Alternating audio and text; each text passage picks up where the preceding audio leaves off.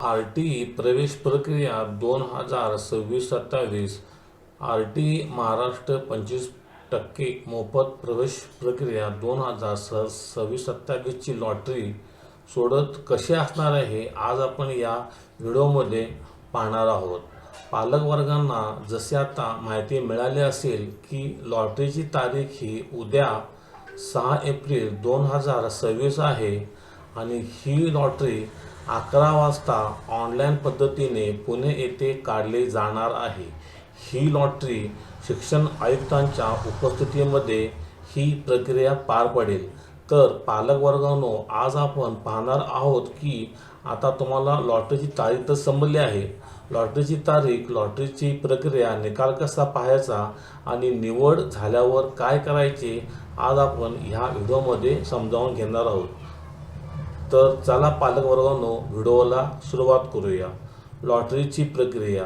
आर.टी.ई. प्रवेशासाठी लॉटरी ही पूर्णपणे संगणकीय म्हणजे कम्प्युटराइज्ड असते। त्यामध्ये कोणताही मानवी हस्तक्षेप नसतो।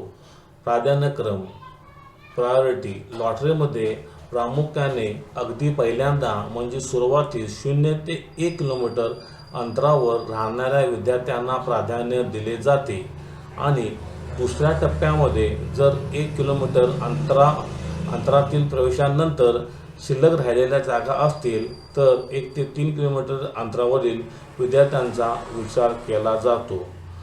निवड कशी केली जाते तर पालक वर्गांनो ही निवड आणि प्रतिक्षा यादी लॉटरीद्वारे विद्यार्थ्यांची केली जाते।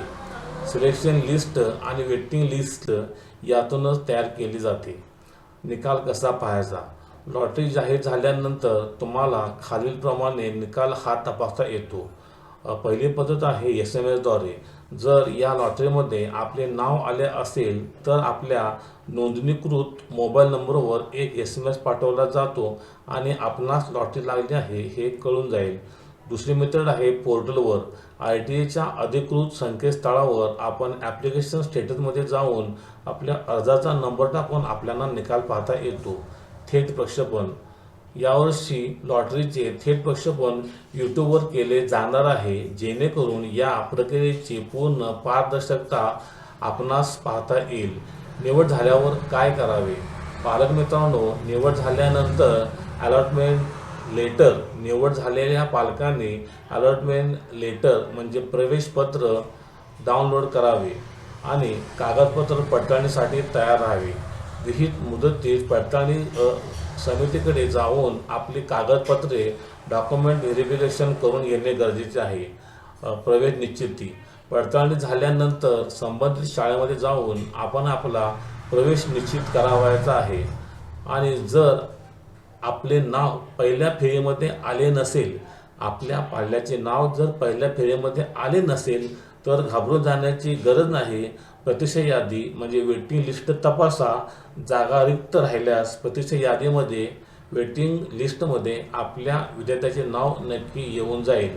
तर हा एक मित्रांनो छोटासा व्हिडिओ होता की आपणास ही प्रक्रिया समजावून सांगण्यासाठी। जर हा माझा व्हिडिओ आपणास आवडला असल्यास माझ्या चॅनलला शेअर करा, लाईक करा आणि सबस्क्राईब करा। धन्यवाद।